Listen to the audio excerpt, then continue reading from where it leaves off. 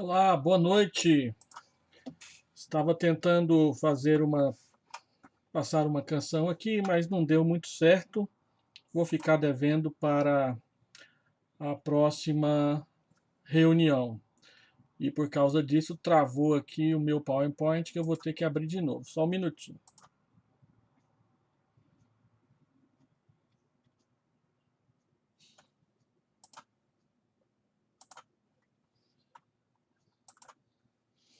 Muito bem.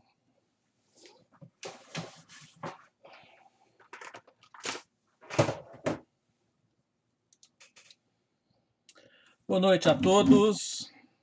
Desculpa o contratempo no começo. Eu estava tentando colocar um vídeo do Corban e ele não entrou como entrou da última vez. Então, da próxima vez eu aprendo como é que se faz e coloco ele direitinho. Boa noite a todos. Este é o canal da Igreja Presbiteriana de Vila Nova. Nós estamos começando mais um estudo bíblico que nós preparamos para os nossos grupos familiares toda quarta-feira à noite. Hoje eu quero falar a segunda parte de uma série de 3 estudos que eu estou preparando sobre a parábola do filho pródigo, que eu estou chamando de uma parábola 3 personagens. Na semana passada, eu falei sobre o filho perdulário ou filho pródigo. Hoje eu quero falar um pouco sobre o irmão mais velho. Nós vamos aprender um pouco com o irmão mais velho e na próxima quarta-feira eu quero falar então sobre o pai esperançoso, que é o centro da parábola. Convido você a abrir a palavra de Deus comigo. Lucas, capítulo 15.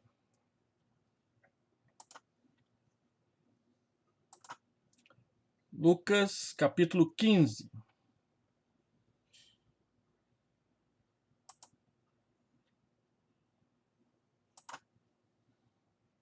Do verso 11 até o verso 32. Lucas, capítulo 15, do verso 11 até o verso 32. Enquanto você vai abrindo a Bíblia aí, eu quero dar uma boa noite ao seu Lenine, ao Ricardo Saraiva, Marciane, Dona Neuza, Thelma, Brandina, Cleisia, Marisa Duarte e também os Silvanos. São todos muito bem-vindos. Certamente nós somos mais. Aqui está dizendo que são 13 aparelhos conectados. Vamos lá. Você já abriu sua Bíblia? Texto de Lucas, capítulo 15, nós vamos ler do verso 11 até o verso 32. Continuou. Certo homem tinha 2 filhos, o mais moço deles disse ao pai: Pai, dá-me a parte dos bens que me cabe. E ele lhes repartiu os haveres. Passados não muitos dias, o filho mais moço, ajuntando tudo o que era seu, partiu para uma terra distante e lá dissipou todos os seus bens, vivendo dissolutamente. Depois de ter consumido tudo, sobreveio àquele país uma grande fome e ele começou a passar necessidade. Então ele foi e se agregou a um dos cidadãos daquela terra, e este o mandou para os seus campos a guardar porcos. Ali desejava ele fartar-se das alfarrobas, uma espécie de sementes que era servida aos porcos. Que os porcos comiam, mas ninguém lhe dava nada. Então, quantos caindo em si, disse: Quantos trabalhadores de meu pai têm pão com fartura, e eu aqui morro de fome? Levantar-me-ei, irei ter com meu pai, e lhe direi: Pai, pequei contra o céu e diante de ti, já não sou digno de ser chamado teu filho, trata-me como um dos teus trabalhadores. E levantando-se, foi para seu pai. Vinha ele ainda longe, quando seu pai o avistou e, compadecido dele, correndo, o abraçou e beijou, e o filho lhe disse: Pai, pequei contra o céu e diante de ti, já não sou digno de ser chamado teu filho. O pai, porém, disse aos seus servos: Trazei depressa a melhor roupa, vestiu, ponde-lhe um anel no dedo e sandália nos pés. Trazei também e matai o novilho cevado. Comamos e regozijemo-nos, porque este meu filho estava morto e reviveu, estava perdido e foi achado, e começaram a regozijar-se. Ora, o filho mais velho estivera no campo, E quando voltava, ao aproximar-se da casa, ouviu a música e as danças. Chamou um dos criados e perguntou-lhe o que era aquilo. E ele informou: Veio teu irmão e teu pai mandou matar o novilho cevado, porque o recuperou com saúde. Ele se indignou e não queria entrar. Saindo, porém, o pai procurava conciliá-lo, mas ele respondeu a seu pai: Há tantos anos que te sirvo sem jamais transgredir uma ordem tua, e nunca me deste um cabrito sequer para alegrar-me com os meus amigos. Vindo, porém, esse teu filho, que desperdiçou os teus bens com meretrizes, tu mandaste matar para ele o novilho cevado. Então lhe respondeu o pai: Meu filho, tu sempre estás comigo. Tudo que é meu é teu. Entretanto, era preciso que nos regozijássemos e nos alegrássemos, porque esse teu irmão estava morto e reviveu, estava perdido e foi achado. Esta é uma das parábolas mais preferidas de todos nós cristãos. Vamos aprender um pouco com o irmão mais velho. Vamos orar. Pai, nós queremos pedir ao Senhor o ensino da tua palavra, a luz do teu espírito sobre a nossa alma e o nosso entendimento, para que a palavra do Senhor fale ao nosso coração integralmente. Abençoa as famílias reunidas para assistirem e participarem do estudo da palavra.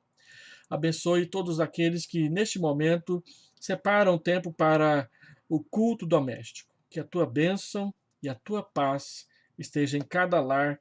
É a oração que fazemos em nome de Jesus. Amém, amém, amém, Senhor Deus. Muito bem. Tendo lido o texto, eu queria começar contando uma experiência pessoal minha. Quando eu tinha 12 para 13 anos de idade, um sentimento muito estranho nasceu e começou a crescer dentro de mim, um certo ódio por meu pai, que eu não tinha explicação, simplesmente tudo que meu pai fazia parece que não estava bom, eu não gostava, eu criticava, eu colocava defeito, eu reclamava, um certo ódio estranho, nada que ele fazia me dava prazer, mas eu passei a procurar e falar de seus defeitos o tempo inteiro. Foi quando um dos meus irmãos mais velhos, ele percebeu isso e me chamou para uma conversa, dizendo que eu tinha que prestar atenção não nos defeitos do nosso pai, mas que eu tinha que prestar atenção principalmente nas qualidades e nas virtudes que o nosso pai tinha e que ele continuava praticando entre nós no que dizia respeito ao sustento, escola, exemplo, respeitabilidade e todas essas coisas. Meu irmão foi muito importante, meu irmão mais velho, foi muito importante para me ajudar a perceber o equilíbrio das coisas e mudar a minha postura de adolescente, de início da adolescência, tentando ver simplesmente uma posição, uma postura antagônica, contrária e diferente, até mesmo de ataque e rebeldia para com o meu pai. Graças a Deus isso foi rápido, não demorou muito tempo e depois disso me aproximei bastante do meu pai, a ponto de quando eu me tornei pastor, ele vinha até buscar conselhos comigo de vez em quando para algumas decisões que ele queria tomar. Ontem, se ele estivesse vivo entre nós, seria aniversário dele, mas Deus o chamou há quase 2 anos atrás e os últimos anos da sua vida e a relação comigo foram, na minha opinião, excelentes. Eu só queria ressaltar essa questão de o irmão mais velho ter sido importante para ajudar a entender as coisas. Essa não foi a postura desse irmão mais velho aqui na parábola do filho pródigo, ou como eu tenho ensinado, a parábola do pai esperançoso ou do pai que espera. Essa é a terceira parábola das 3 parábolas de Lucas 15 que tratam da salvação. A ovelha perdida, a dracma perdida e o filho perdido ou o filho pródigo. Em todas essas parábolas, a ênfase não está no perdido em si, mas naquele que busca o perdido para resgatá-lo. O pastor que resgata a sua ovelha que se perdeu, a mulher que resgata a sua moeda que se perdeu pela sua casa, e o pai que resgata o seu filho que se perdeu pela vida, não somente um filho, mas os dois filhos. A primeira impressão que nós temos é que o filho mais velho permaneceu fiel ao pai e tudo mais, é uma verdade, mas quando você lê o texto com um pouco mais de atenção, você percebe que este pai tinha, na verdade, dois filhos perdidos, um longe de casa e o outro dentro de casa. Então, a ênfase dessas parábolas não está no perdido em si, mas naquele que acha o perdido. É a parábola do pastor diligente, a parábola da mulher que encontra ou que procura, da mulher diligente, e a parábola do pai esperançoso ou do pai que aguarda o retorno do seu filho. E o objetivo dessas parábolas é mostrar aos fariseus e escribas que a alegria de Deus está na salvação dos pecadores e não no menosprezo para com aqueles que se afastaram de Deus por causa do pecado. A alegria de Deus está em perdoar essas pessoas, não na manutenção de um status que somente exclui o próximo e não abre a porta para que mais pessoas venham fazer parte da família do Pai, da família de Deus. A verdadeira alegria é a alegria do reencontro por causa do arrependimento e por causa do perdão, em que existe e acontece a reconciliação entre aqueles que, brigados ou entristecidos ou magoados ou ressentidos, se afastaram uns dos outros. A verdadeira religião A verdadeira religião é praticada na busca do que se perdeu e não na resignação inoperante do legalismo religioso ou do acostumar-se com a vida do culto, da igreja, da presença nas reuniões. É por isso que Jesus se assenta e então come com os pecadores, como está escrito aí no verso 1 e no verso 2 do início do capítulo. A minha proposição, então, é que nós aprendamos um pouco a respeito da situação do irmão mais velho, que na parábola ocupa o lugar dos fariseus e dos escribas, que eram pessoas religiosas, experientes na fé, e que não usavam essa experiência e essa maturidade para ensinar e trazer os outros à casa do Pai para o arrependimento e para a reconciliação. Pelo contrário, eles os desprezavam e não ligavam para eles. E com respeito à vida religiosa, nós temos sim muito a aprender com este irmão mais velho da parábola do pai esperançoso. Então, eu quero trazer aqui dois ensinamentos, ou chamar a atenção dos irmãos para duas questões. A primeira delas é que a atitude do filho mais velho nos fala muito a respeito dos traumas familiares e dos ressentimentos e das mágoas e da falta de perdão e da falta de reconciliação que pode existir entre pais e filhos dentro da mesma casa. Por que isso nos ensina muito a respeito dos traumas familiares? Porque com a saída do irmão caçula e depois o seu retorno, muita coisa aconteceu ali no relacionamento entre o irmão mais velho e o seu próprio pai.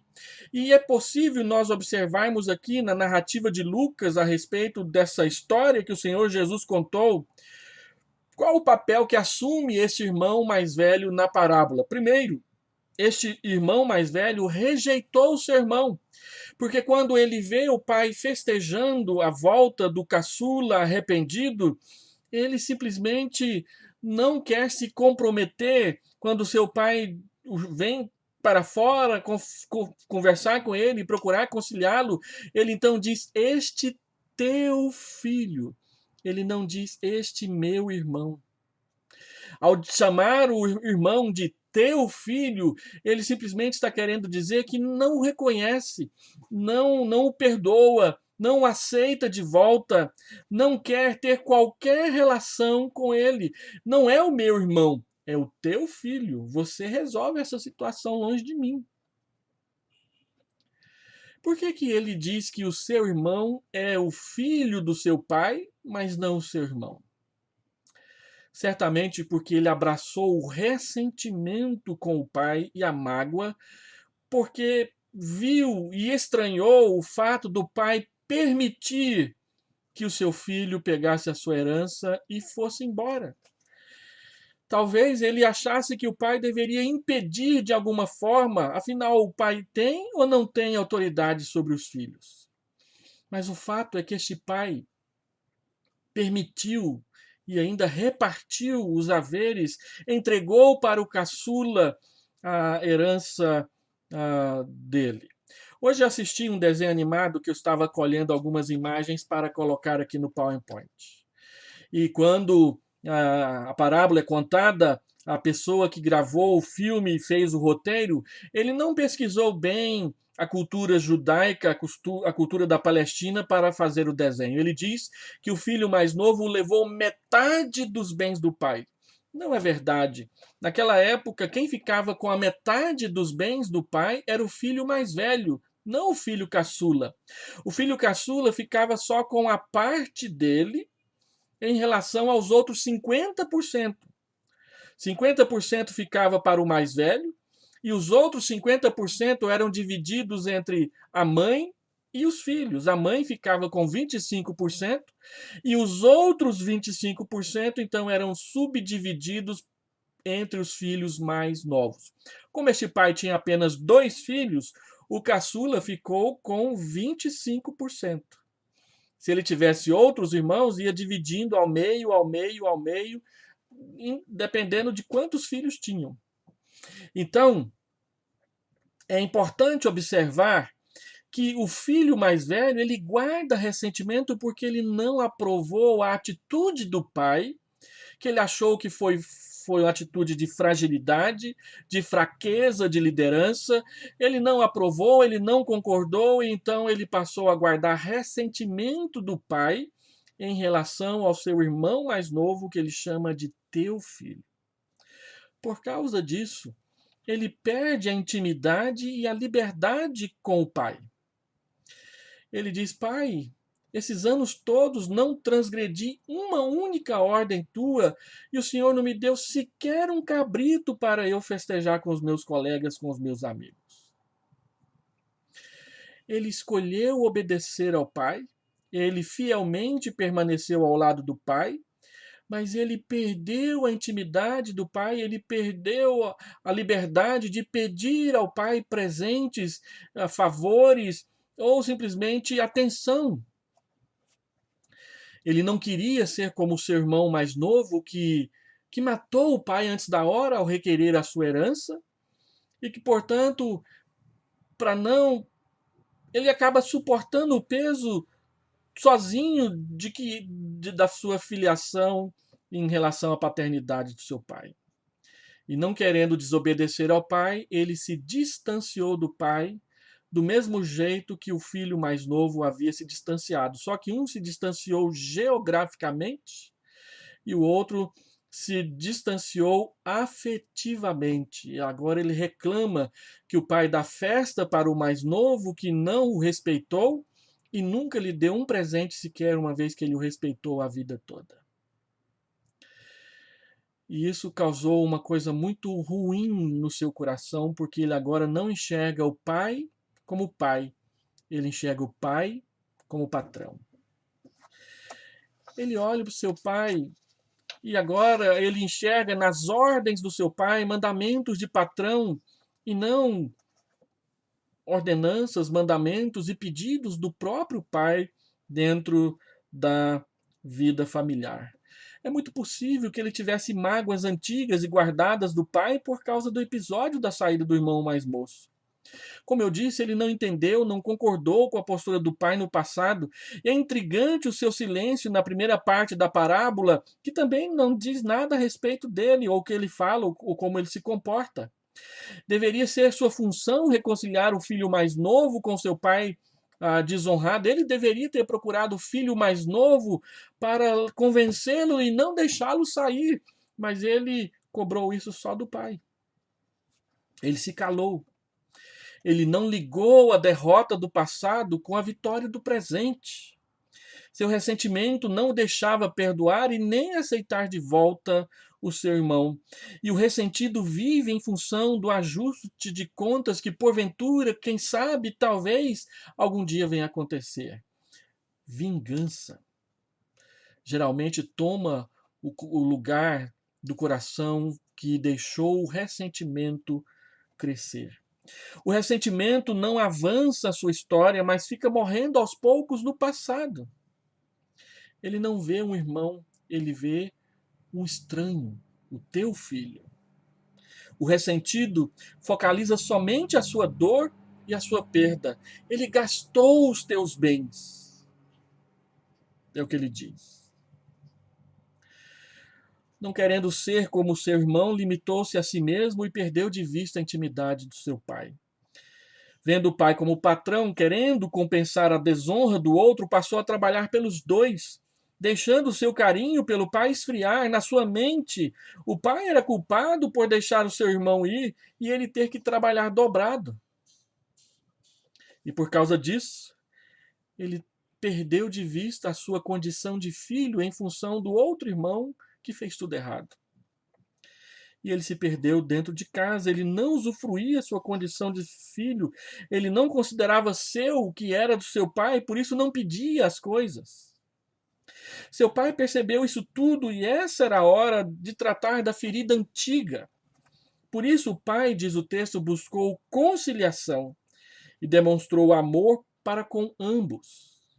Assim como foi o pai que viu o filho mais novo chegando e o recebeu, também foi o pai que saiu para conversar com o filho mais velho, a fim de convencê-lo e levá-lo a praticar o perdão com o seu irmão mais novo.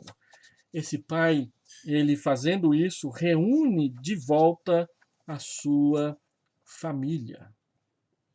E assim, em segundo lugar, esse pai leva o seu filho mais velho a conhecer e experimentar perdão e reconciliação.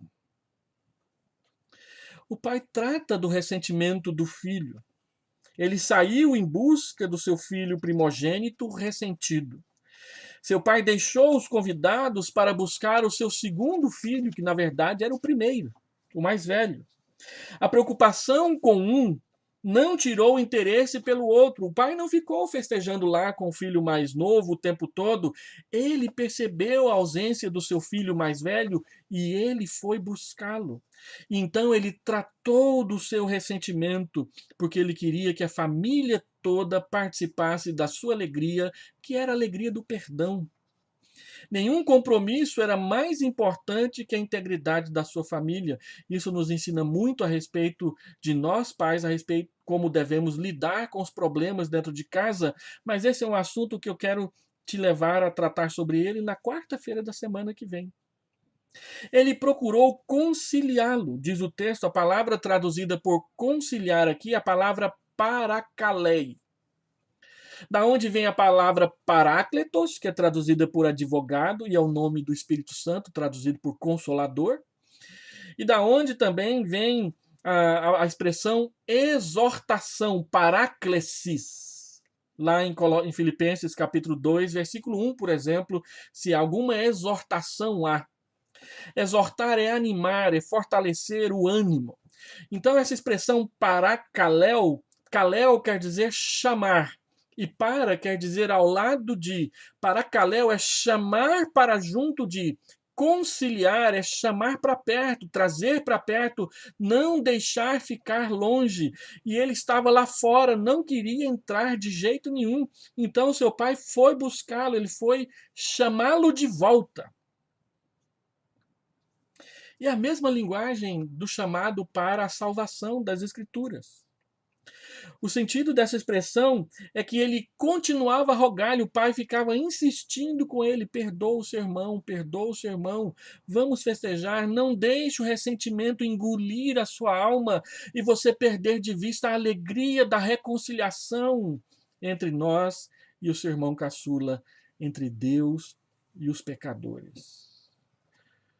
Muitas vezes nós abraçamos a nossa religião e achamos que os outros são inferiores.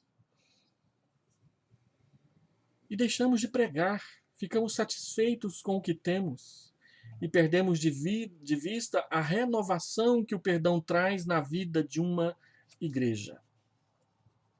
Assim, o seu pai então desmonta carinhosamente a falsa acusação do filho mais velho contra o filho mais novo, de que ele desperdiçou tudo e o pai era conivente com isso. Como que ele faz? Compare o verso, essa expressão do filho mais velho, dizendo: esse teu filho, o Senhor nunca me deu nada, ele gastou tudo, com aquilo que está escrito lá no versículo 12, quando diz: e lhes repartiu os haveres. Olha como é interessante essa expressão aqui, lhes. Uai, mas foi o filho mais novo que pediu a herança? E o texto diz que o pai lhes repartiu a herança, ou seja, ele entregou a parte dos dois. Não foi só do filho mais novo. Ele já tinha entregue para o filho mais velho a sua herança também. Ele lhes repartiu os haveres. Segundo, ele mostra para o seu filho mais velho que ele não poderia e nem deveria se afastar do carinho, da presença e da intimidade do seu pai. Ele diz: meu filho, tu estás sempre comigo. De fato, você não foi embora. De fato, você me obedeceu. De fato, você está aqui. Mas é como se não estivesse. Você está distante. Sua alma, seu coração não está comigo. Olha, eu não te tratei mal. Você estava sempre aqui comigo. Eu sempre te tratei bem. E por fim, ele diz: olha, por que você não pegou o cabrito? Tudo que é meu é teu. Muitas vezes nós, pais, não permitimos que os nossos filhos partilhem daquilo que nós construímos. É claro que tem esse lance aí de muitos filhos que são ingratos e ficam pendurados nos seus pais o tempo todo, casa, e quando vem em casa não traz nada, simplesmente vem e busca mais. Tem filho que é assim, não tem? Chama a gente para ir comer fora no restaurante, na hora de pagar a conta é o pai que tem que pagar. Mas quem chamou foi o filho. Essas coisas acontecem. Mas esse pai aqui, ele diz: olha, tudo que é meu é teu. Você poderia ter pego o cabrito quando você quisesse. Era nosso, era seu, era meu. Não tem uma plaquinha lá na geladeira dizendo que não pode comer o iogurte do papai. Não tem. O ambiente familiar não é o ambiente da mesquinharia entre pais e filhos, entre marido e esposa, entre esposa e marido, entre filhos e pais, entre irmãos e irmãos. Não, o ambiente familiar cristão é aquele local onde nós aprendemos a compartilhar, a dar uns para os outros, porque somos família. Isso vale para o ambiente familiar e deve ser aplicado no ambiente da igreja, porque somos irmãos também e devemos aprender a compartilhar bondosamente daquilo que recebemos bondosamente de Deus. Então esse pai diz para esse filho: olha, nós precisávamos, era importante, era necessário, era obrigatório a gente compartilhar o perdão dos pecados e a salvação do seu irmão. Aprenda a compartilhar e a comemorar as alegrias e as vitórias dos seus filhos, para que eles aprendam a fazer o mesmo com os seus netos. E assim, partindo para as aplicações, deixa eu fazer duas aplicações. O valor da paternidade está na construção da comunhão familiar não na subserviência simplesmente da obediência dos filhos. É claro que os filhos devem obedecer aos pais, mas o alvo é construir um relacionamento com os filhos, não de igual para igual, mas onde haja respeito, onde haja carinho, onde haja beijo, onde haja abraço, onde haja cafuné, onde não haja mesquinharia, raiva, ódio, tristeza por estarmos juntos. Segundo, o amor familiar não pode morrer com as desilusões, mas precisa renascer no encontro promovido pelo arrependimento, pelo perdão e pela reconciliação do Evangelho. Quando o Evangelho entrou na sua casa, ele trouxe na bagagem essas três virtudes da graça de Deus: o arrependimento, que nos leva a desejar abandonar o pecado e não cometer o erro outra vez. O perdão, que permite aquele que tropeçou se levantar outra vez na nossa presença. E a reconciliação, que é o oferecimento do abraço, do aconchego, do carinho, da afeição novamente para os nossos irmãos. E terceiro, uma aplicação que eu não coloquei, mas eu preciso fazê-la. Uma vez que o irmão mais velho representa que os fariseus e os escribas que menosprezavam os pecadores que vinham procurar entender e conhecer o ensinamento de Jesus, nós, membros da igreja que somos mais maduros, mais antigos, primogênitos na fé, precisamos aprender a acolher melhor os que estão chegando, os que estão se arrependendo agora e festejar com alegria o seu retorno ao lar, o seu arrependimento. Quer ver um exemplo? Às vezes nós marcamos batismo para o dia da ceia. E quando tem batismo no dia da ceia, o culto fica mais longo. E algumas pessoas reclamam. Ah, mas o culto está muito comprido. Mas é festa. É dia de batismo. É dia de acrescentar ao rol de membros, mais pessoas, irmãos mais novos na fé. Não devemos reclamar daqueles que estão chegando. Nós devemos recebê-los, acolhê-los e sermos os primeiros a ajudá-los a encontrar um lugar, um espaço, algo para fazer dentro da vida da igreja, sem ciúme, sem inveja, sem mágoa, sem ressentimento. É assim que deve ser. Então, concluindo, medite nisso com a sua família. Nós precisamos aprender a viver a esperança com perseverança. E nós temos que aprender a perseverar com esperança. Isso vale para aqueles pais que os filhos vão se perdendo pelo meio do caminho. Não perca a sua esperança de que eles voltem.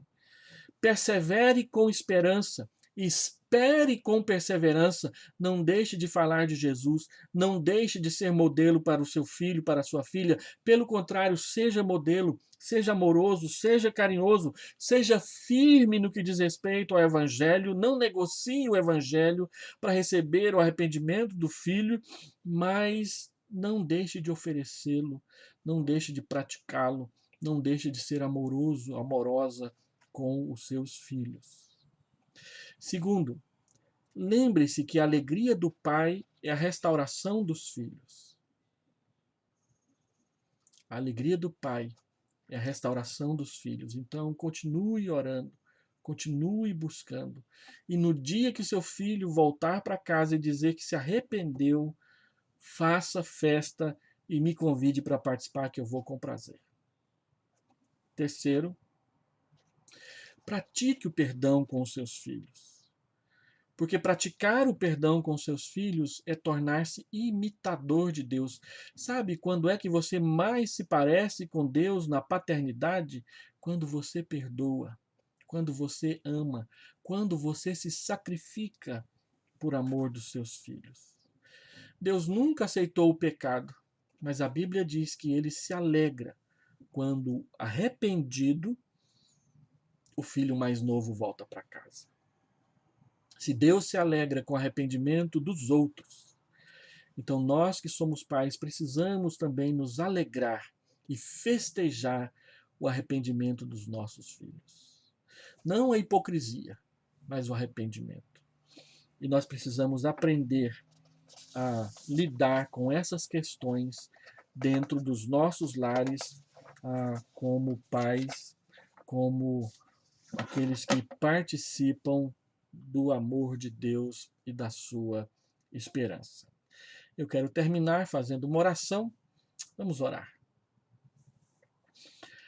Pai querido, Pai amado, eu quero pedir ao Senhor a tua graça e a tua paz sobre as famílias da igreja. Eu quero rogar, Senhor Deus, que o Senhor nos abençoe, que o Senhor nos faça abraçar o perdão e a reconciliação uns com os outros. Que a tua presença, que a tua paz venha nos encher, em nome de Jesus. Amém. Quero desejar a todos boa noite. Deixa um ok aí no chat. Se você ainda não se inscreveu no canal, se inscreva lá. Nós estamos com 495 inscritos no nosso canal. Falta 5 para 500. Então, se você ainda não está inscrito, inscreva-se lá. Convide mais pessoas. Quem sabe hoje ainda nós arredondamos 500 e 500 é a metade de 1000. Quer dizer que a gente está crescendo rápido. Há 2 meses atrás éramos apenas 42 inscritos. Já somos 495. Vamos convidar mais pessoas para se inscreverem no canal. Nós queremos chegar a 1000 inscritos. Quem sabe daqui a 2, 3 meses, com a graça de Deus. Boa noite a todos. Bom descanso. Daqui a pouco, daqui 30 minutos, quando for às 21 horas, eu vou abrir uma sala no Zoom, lá no grupo dos jovens, para a gente ter um momento de oração. Eu te aguardo lá. Deus abençoe a todos. Até mais. A Simone está dizendo aqui que são 499. Então falta um. Vai lá e se não é você, seja você o número 500 no nosso canal. Deus te abençoe. Até mais.